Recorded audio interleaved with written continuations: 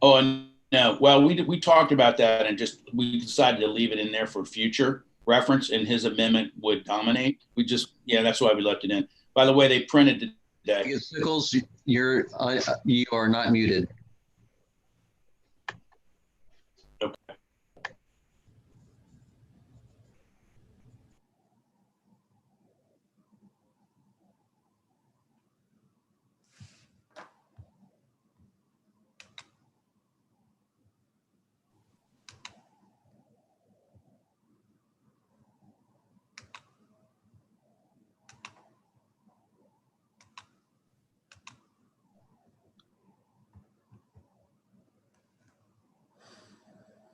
Can everybody hear me?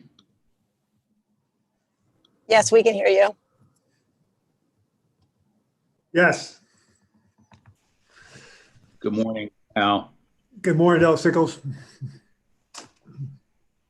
I don't know, unable to start your video because host has stopped it. Have you stopped my video over there?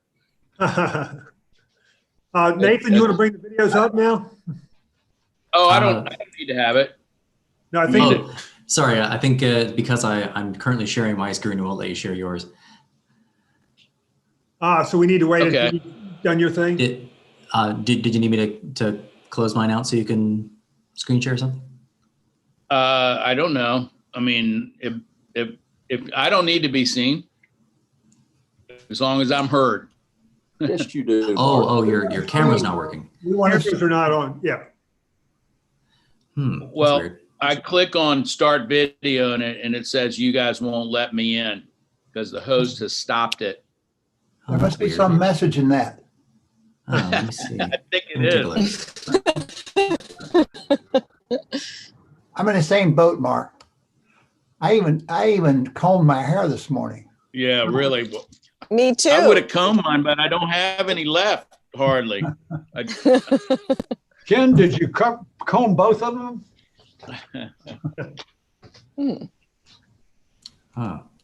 We're working on that, folks. So give us a second.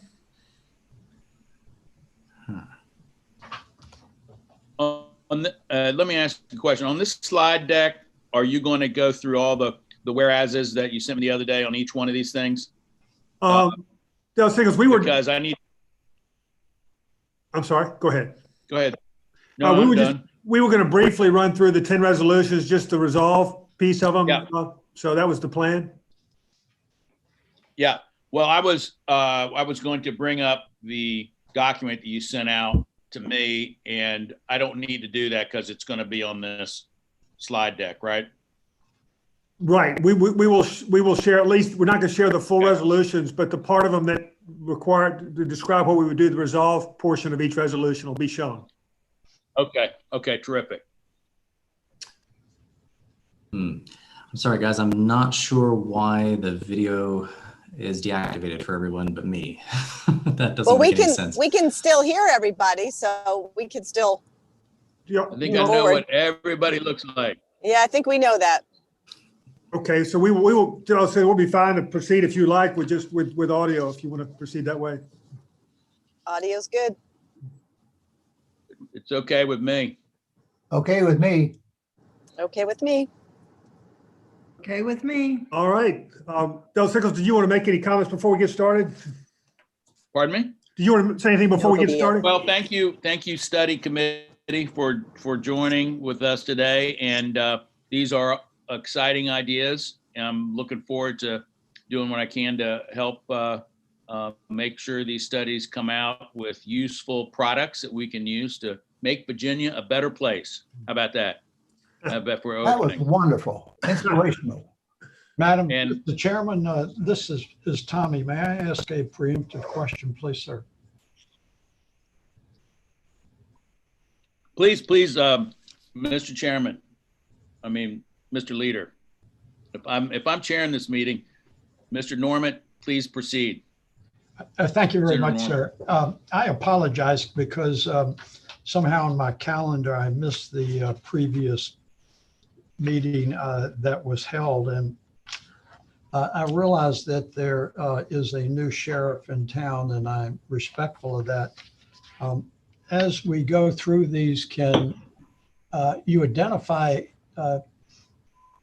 if there is a difference between the studies that we're asking JLARC to undertake that were as a result of legislation that was passed during the session as opposed to any studies that may have been advanced by members of JLARC that were not passed by legislation during the session? Senator Norman, we can do that. certainly indicate that as we go through the study resolutions. Absolutely. Well, that's what I was hoping for, Mr. Chairman. Fantastic. We have 10 total, and we got to come out of here with 5, basically. And so there are 5 that I think have more support than the others. But I'd like to turn it back over to you, Hal. Take over. Take over. Go Thank ahead. Thank you, Dr. Sickles. And members of the subcommittee, we really appreciate you coming together today. Before we get started, I'd like to ask Nathan Skreslet just to give you a brief overview of meeting logistics. Nathan? Good morning, everyone. I'll keep this brief because I think everyone's pretty familiar with how this works now. So just a brief reminder to mute your mics when you're not using them. I can mute them remotely if you forget, but I can't turn them back on remotely. I guess, we don't have any second or third tier participants. So just remember, if you'd like to ask a question or make a comment, to ask the chair to be recognized. And that pretty much covers all of the relevant instructions. I'll just do a brief roll call real quick. Do we have Delegate Sickles? Present. Delegate Austin? Present. Speaker Fillicorn? Present. Delegate Plum? Here. Senator Howell? Here. Senator Locke? Present. Senator McPike? Present. And Senator Norman? I'm here. Thank you. All right. Thanks, everyone. I'll turn it back over to Hal. Thank you, Nathan. And for those who may have just joined late, we are having trouble getting video, but we seem to have clear audio, so we're going to proceed with the audio. At this time, Mr. Chairman, I would propose that we ask Justin Brown to briefly describe the 10 draft study resolutions that are under consideration today. So I'll turn over to Justin at this point. Justin? Thank you, Hal. Good morning, members of the subcommittee. I'm going to wait a second for Nathan to take his slides down, and I'm going to share some slides with you all that hopefully you can see.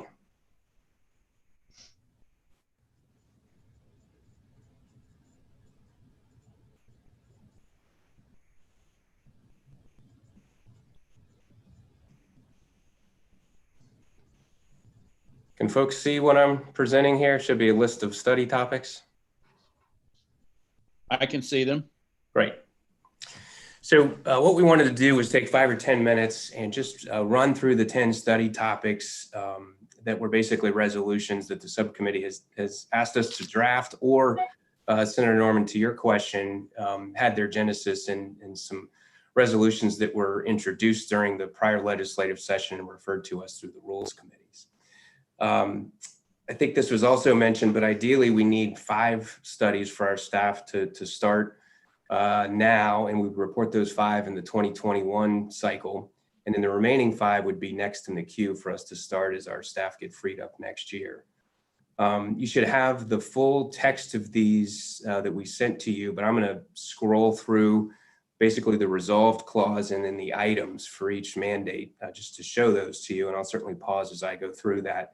The other thing, Senator Norman, to your question, I believe, depending on how you count it, of the 10 topics, 4 were through resolutions introduced during the session, and 6 were either subcommittee member ideas or staff suggestions and discussion with various JLARC members. But Senator, I will note those as I go through these topics, if that's all right with you.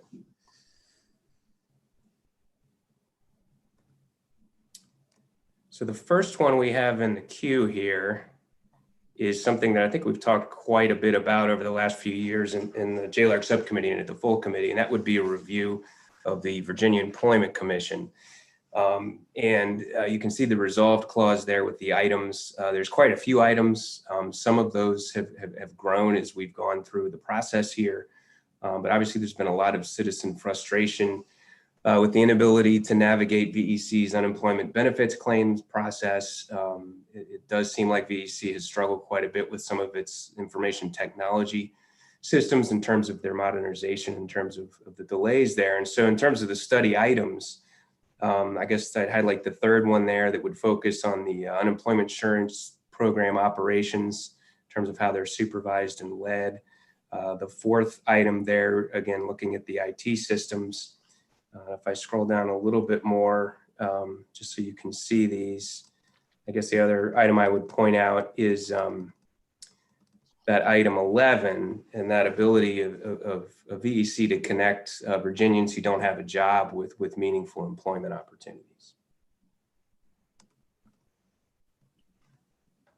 So if there's no comments or questions about the VEC study resolution, I will move to the next one, which in the document we sent should be a review of Virginia's juvenile justice system, including looking at the department itself. I'm sorry, was there a question or a comment? This is Tommy again, Mr. Chairman. Good. Senator Norman. Thank you. As we go through, would you individually identify those which are by legislation and those by the subcommittee, starting with VEC, please? I would, yes. VEC, I believe 3 or 4 years ago, there was some resolutions introduced related to that, but that was on the list of priorities from prior JLARC study subcommittees, and there had been resolutions drafted for that, I think going back 2.5 or 3 years. So that one had been in the queue for a long time, the VEC study. But just to clarify, this is Hal Greer, just to clarify, there was not a resolution introduced, Senator, during the 20 session for that study. That dated back to resolutions from prior years. Correct. So in terms of juvenile justice, there was not necessarily a resolution during 2020 to look at that system as well. That had also been on the list of potential topics from the study subcommittee over the years, and there had been some interest in it, but it had not made it to the top of the list. I believe a prior JLARC study subcommittee meeting, I believe the September one, I believe Senator Locke expressed some interest in a review of the juvenile justice system. So that would, I guess, be the genesis of this particular resolution. And the system itself, just briefly, on any given day has between 4,000 and 5,000 youth in it, and most of them are on diversion or probation or parole, about 90% of them. The rest would be in a facility of some type. In terms of the items, in terms of us conducting our study, that first item there, we take a look at the whole process in terms of intake, petition, detention, adjudication, and disposition.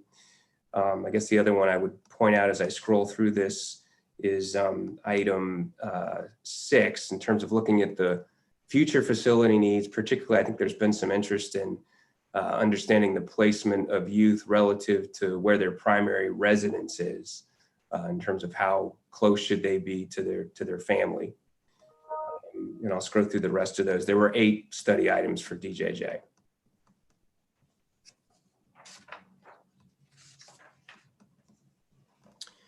So if there's no questions or comments about DJJ, I will go to the third one. We have a batch of several here that are somewhat related to the notion of criminal justice reform.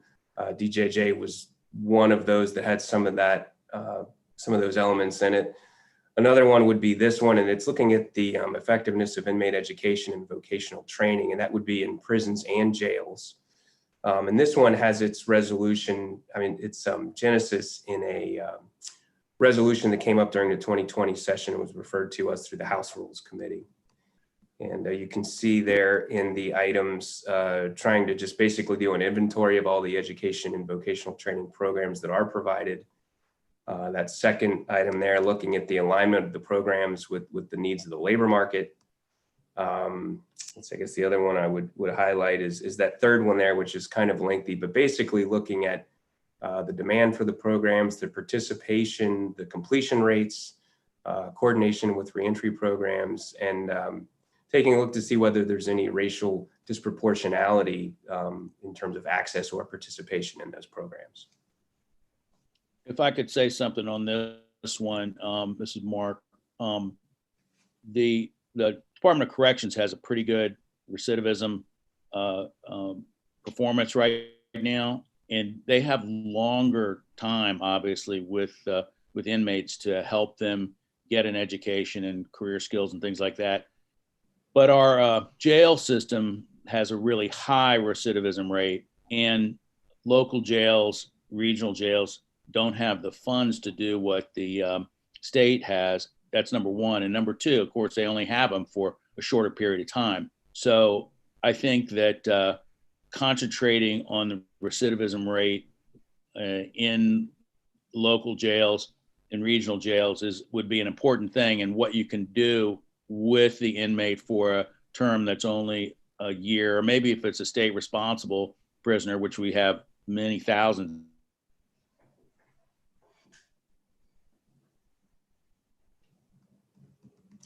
So if there's no other comments or questions on that one, I will move to the next one in the packet. I'm sorry, did someone want to say something? That's Janet. There is a lot of interest right now in the Senate side, at least, on the educational opportunities and staffing of the juvenile system. Is there some way to include that in this?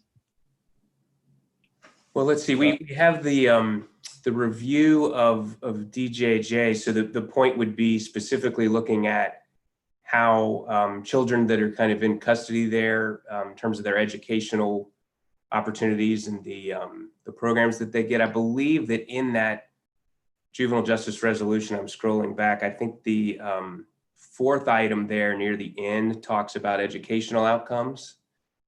And so I think that's absolutely something we could address in that study. I'm assuming, Mr. Chairman, that we're not likely to do both these studies. And the point I'd like to make is that if we only do the one dealing with education and vocational training, I think we should include juveniles in that. Senator Howell, this is Hal Greer. We can make sure to include that. If we do at least one of these two studies, we'll make sure to look at that in the study that we do. Thank you. Okay, that makes sense. Well, I'm advocating very strongly for the second one. I mean, for the first one. Juvenile justice, yes, ma'am. I mean, I think that made our top 5 on the original thinking. Okay, but the idea is kind of irrespective of which one, a focus on juvenile education would be the idea there. That makes sense. Thank you. Thank Please you. proceed to number 4. Okay, so number 4, Senator Norman was another one that had its genesis in a resolution that was put in by a member of the General Assembly. This was also referred to as by House rules. This is looking at the effects of gun violence and strategies to reduce gun violence. You can see the items there. I guess just looking at the rates of gun violence by type, looking into the factors that are related to that gun violence, taking a look at the evidence in terms of the negative impacts of gun violence on the physical, mental, and emotional health of not only the people that it happens to, but the broader communities that they're in. And I think finally, seeing if there's anything in the research that says that there's practices or initiatives that could be put in place to reduce gun violence or mitigate the negative effect of the gun violence.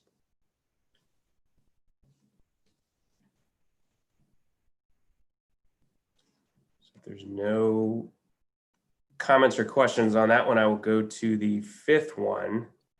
And that something that would be a fairly substantial review, looking at police departments and sheriff's offices and the state police, just in terms of the general kind of policing practices and resources.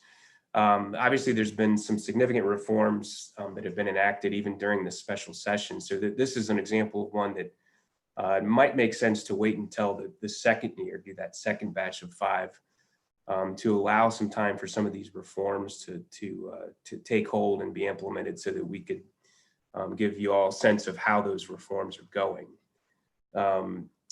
This is a fairly lengthy one in terms of some of the items. I'll just put those up for a moment, but obviously looking at funding and spending and staffing, and then the prevalence and adequacy of practices to ensure equity and fairness in policing. Lower down, for example, item 5, getting at some of the kind of the practices that are also used by high performing law enforcement agencies. There are some that seem to do a very good job. So are there lessons that could be learned from the way that they go about doing their work? And I guess the other thing I would emphasize, I believe there was some interest in it also kind of taking a pretty critical look at the Department of Criminal Justice Services. They have a strong role in this in terms of developing the training standards, providing the training, and distributing the funding. And so that review of DCJS would be part of this study as well.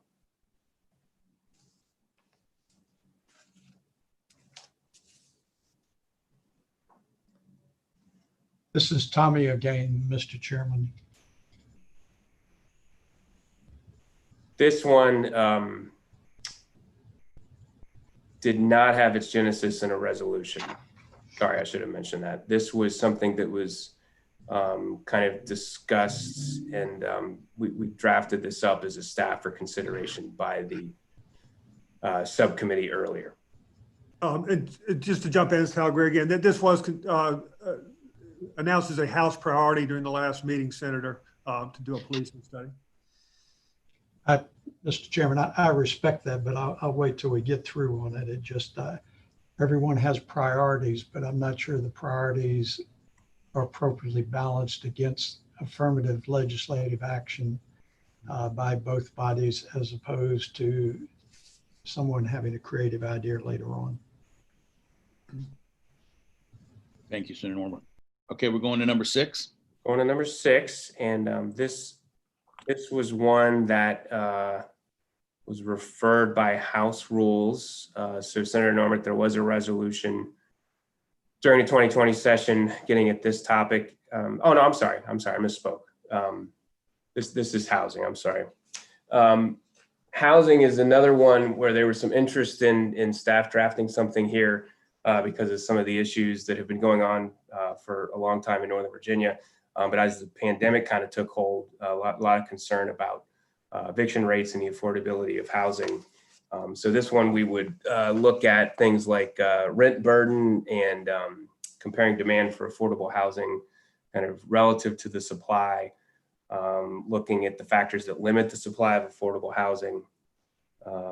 Let's see what else. And that 5th one there, I guess I'd highlight looking at the state and local programs designed to address housing needs, especially for low and moderate income Virginians.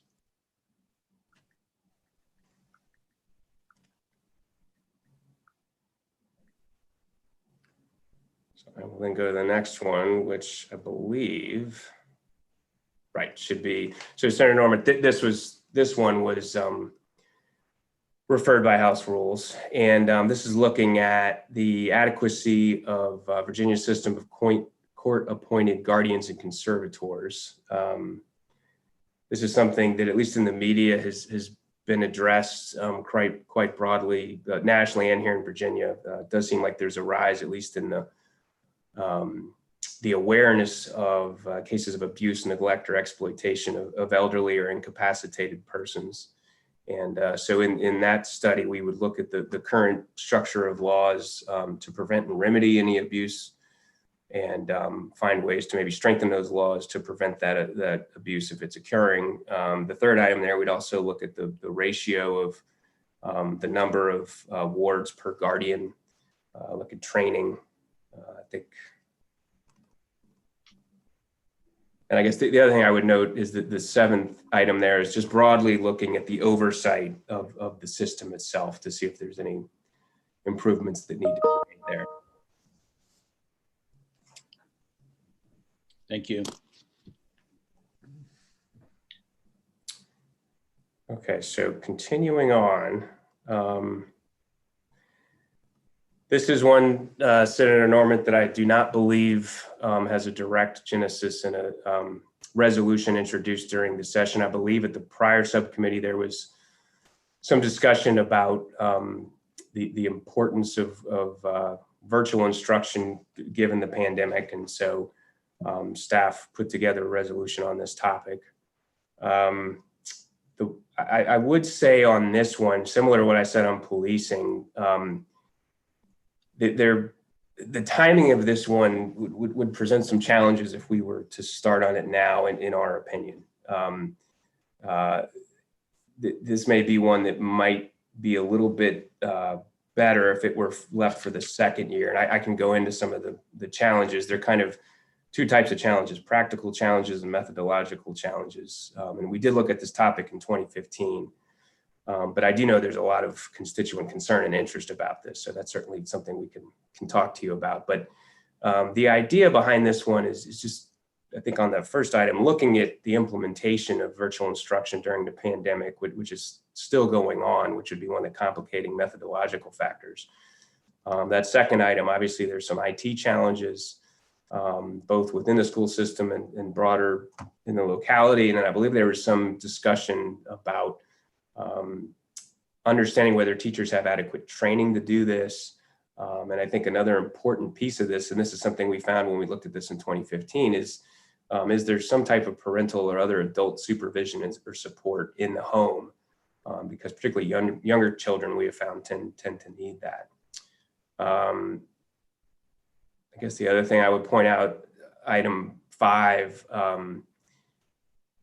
getting at this idea of academic progress for kids through the virtual instruction. And then the last item there, are there any effective approaches to help peers who maybe are not making adequate progress, help them catch up if they're behind? Mr. Chairman. Mr. Chairman. Yeah, yes, sir. This is Delegate Austin. Delegate Austin.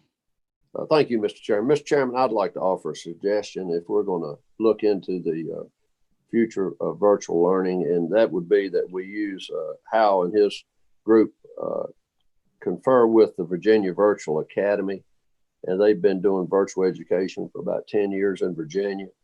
And I have about 70 students here in the 19th House District who are currently using the Virginia Virtual Academy. So I would just ask Hal and his staff, when we look at how we plan to move forward with implementation, we talk with that group.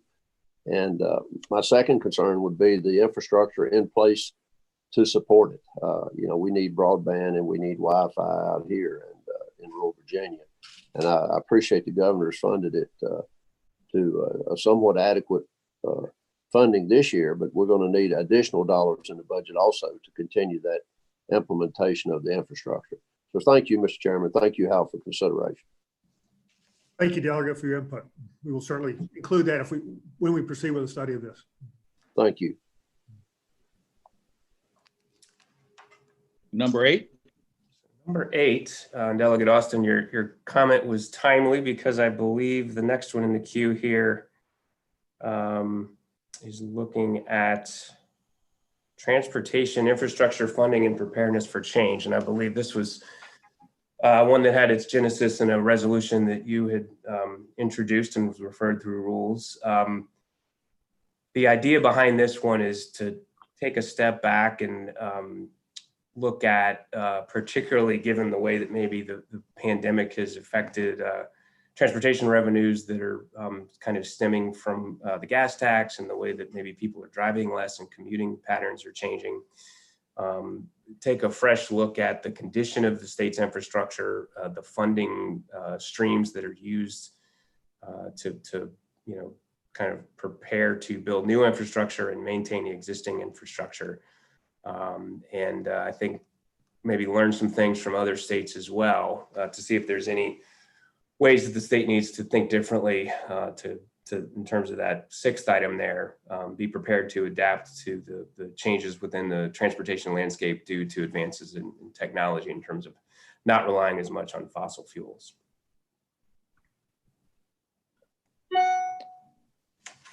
Let me ask a question about this, and maybe it says it right here. Is this going to address how do we replace gasoline taxes as the primary source of transportation funding? Well, it absolutely. Or add to it, I'm sorry, add to it. It's never going to go away, but it's it's going down every year.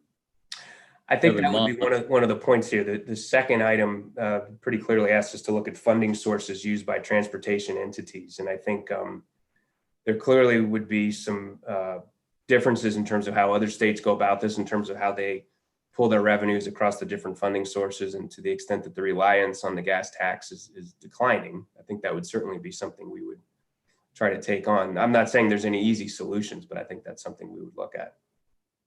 Mr. Chairman, Terry Austin again. Mr. Chairman. Problem that the state is going to face. The federal government too, they're 18.6%,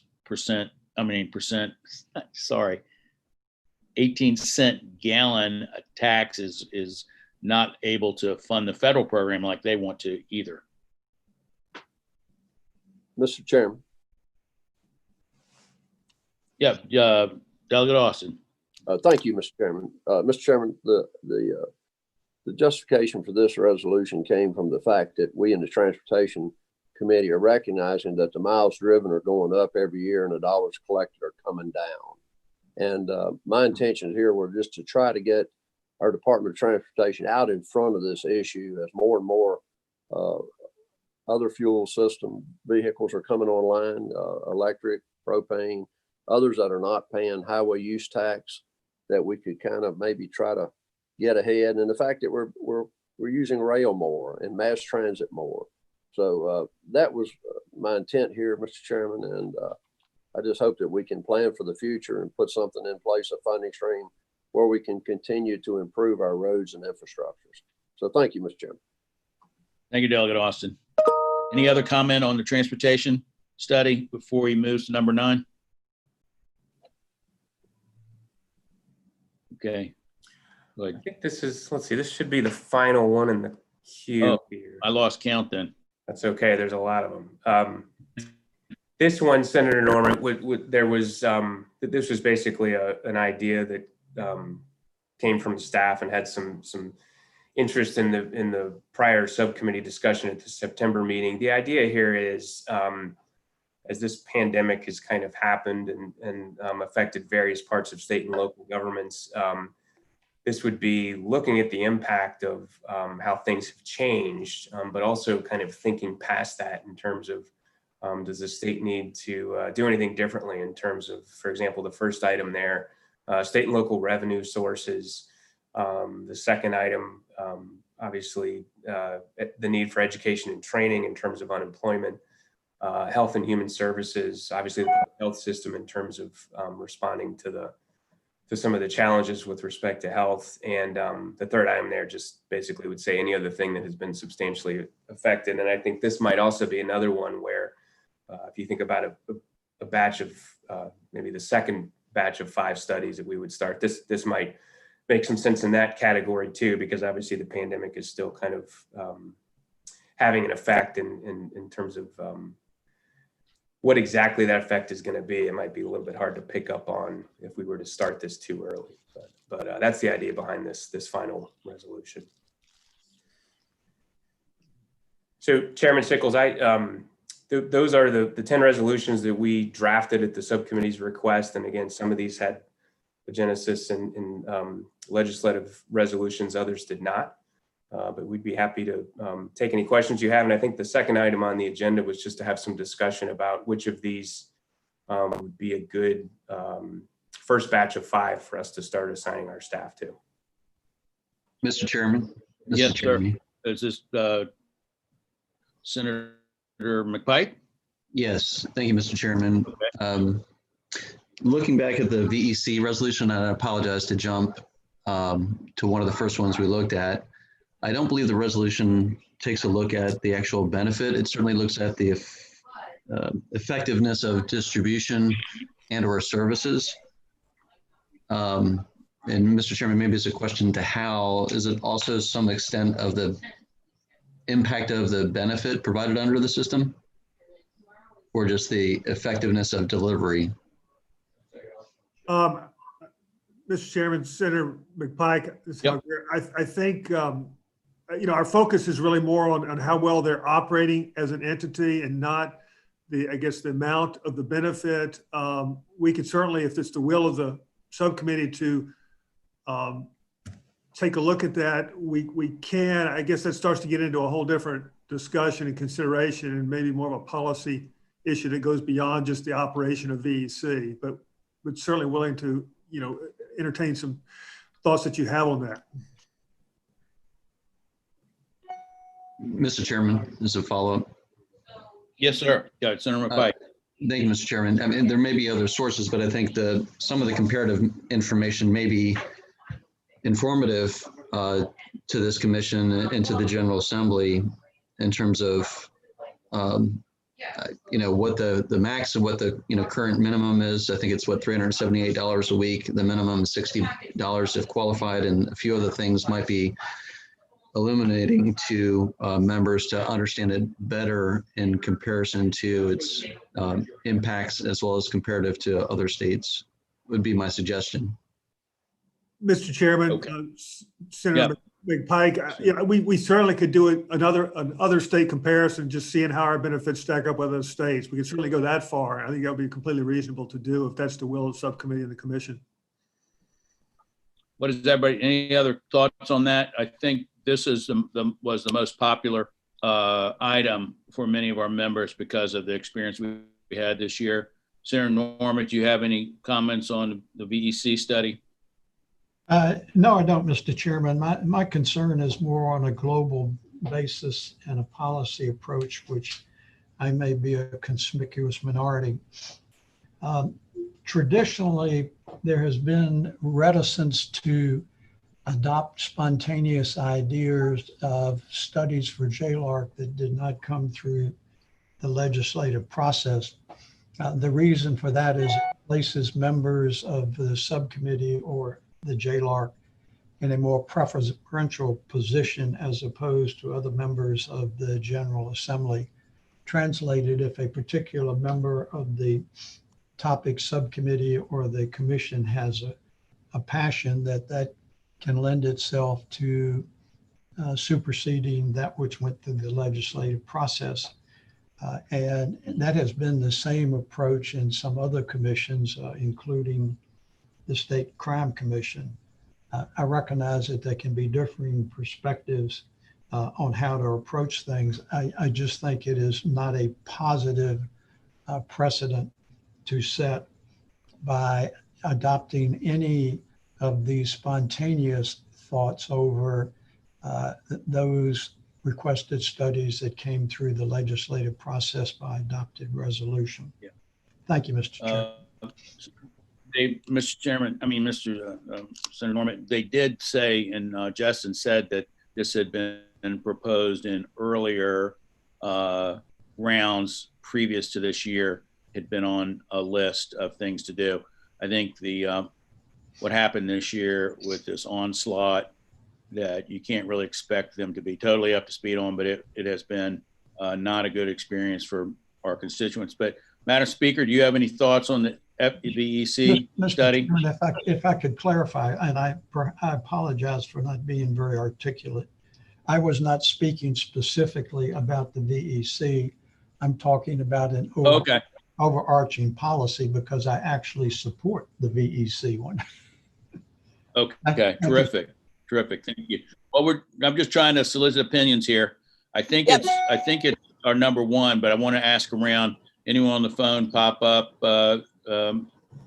Chairman. Madam Speaker, do you want? Yeah, Mr. Chairman. Yeah, this obviously is a top priority. I think it is for all of us and all of our constituents, and I think there's consensus on it. So I think we should definitely move forward. Right. Senator Locke, Senator McPike, Delegate Austin.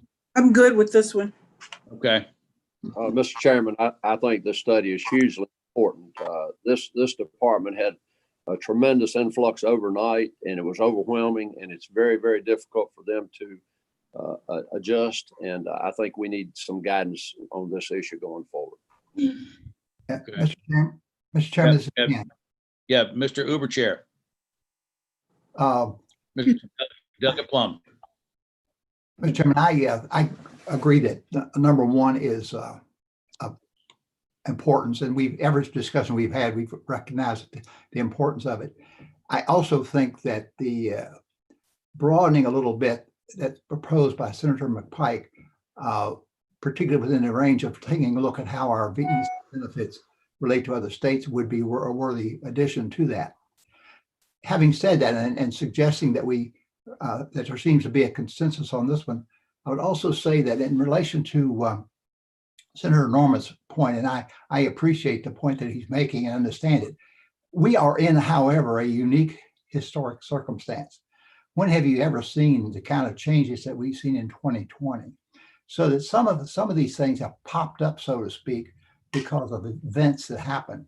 So that it may be that this year we may have to take a look at some things that have come to our attention since the legislative session that now seem to have more importance than they might have in January or February. So I think we can really get a balance between input from our members through the resolutions that they've introduced, but also the JLARC exercising some judgment that some topics have arisen that really require our see.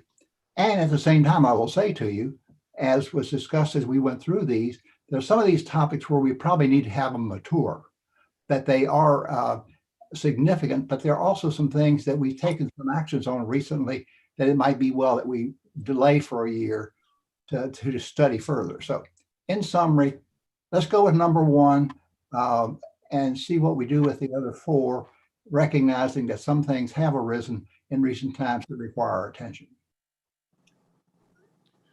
Great. If without objections, we will ask the commission to include Senator McPike's request on looking at comparison to states and the appropriateness of the amount we pay.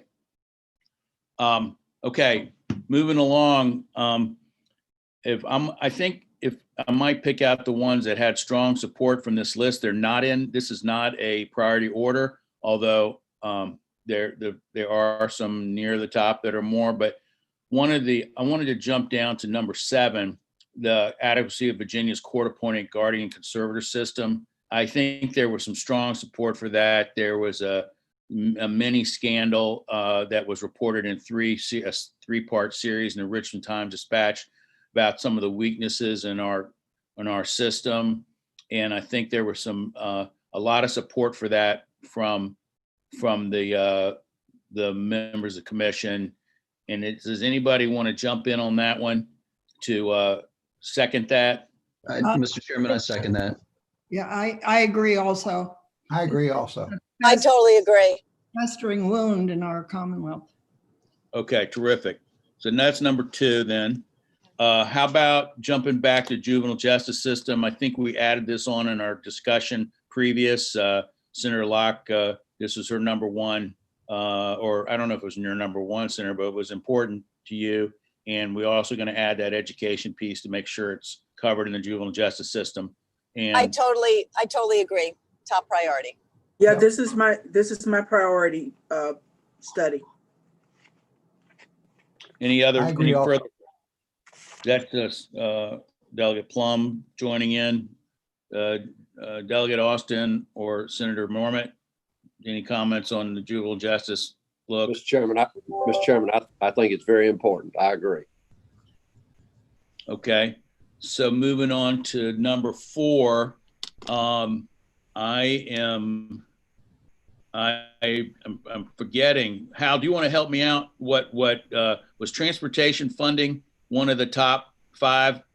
Ones we had talked about potentially being the top. I'm sorry, Sickles. The 5 that you and I talked about is potentially being top 5. Where the others would be housing, would be another one, and then correctional education would be another one. So we do have juvenile justice, and okay. Do we want to do 2 in that kind of subject area on the that would be number 3, effectiveness of inmate education, vocational training. I gave a point about of what I think the current status is. I don't think we're doing a good enough job at the jail and regional jail level. Does anybody want to speak to that one? Let's jump in.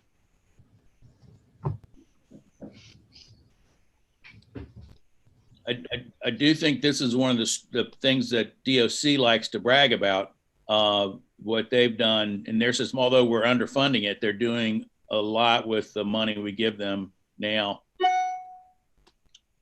Okay. So, Mr. Chairman? Yes. So Madam Speaker. We have selected 3 already. Is that correct? We have This would be 3 number already. 4? This would be number 4. We balanced it with the housing study. I mean, housing is a huge issue all over the state. The cost of housing is huge up in our area. Mr. Chairman, on my list, I had housing next as a top priority and definitely one of the top 5. Which one did you say you cut out? Housing. Okay. Anybody? Let's work on housing here for a second. That's our number 4. Number 4 issue. Is there anybody that want to speak on the resolution? If you had a chance to read the resolution prior to this or have any comments on it, it is becoming a bigger issue almost daily. As our Commonwealth succeeds, it'll become more important. When we would grow the economy, the housing prices will go up because more people want to live here. That's the number 1 issue in the states that have the hottest economies right now. We have really given this job mostly to local governments with some of our support and financial backing for loans that are made by other people. Anybody want to have any comments on this? Anybody object to it being number 4? I abstain. Okay. This is Tommy. I abstain. There was no resolution introduced on it through the legislative process. Okay. Anybody? So does anybody oppose this? I'm going to going once, going twice. Okay, that's number 4, housing. Number 5. If we look at what's left, the policing is kind of raw right now. Maybe that we need to look back at that in the second year. I think that was what staff said. Yeah, in the second batch. Virtual education, same thing. You've got the staff recommendation on COVID, the impacts. Then we've got Delegate Austin's transportation infrastructure. What else do we have? Then we have the gun violence, strategies to reduce gun violence. So, Mr. Chairman, the other would be the correctional and jail education. Okay, thank you. Which I discussed a couple times. Okay, I am,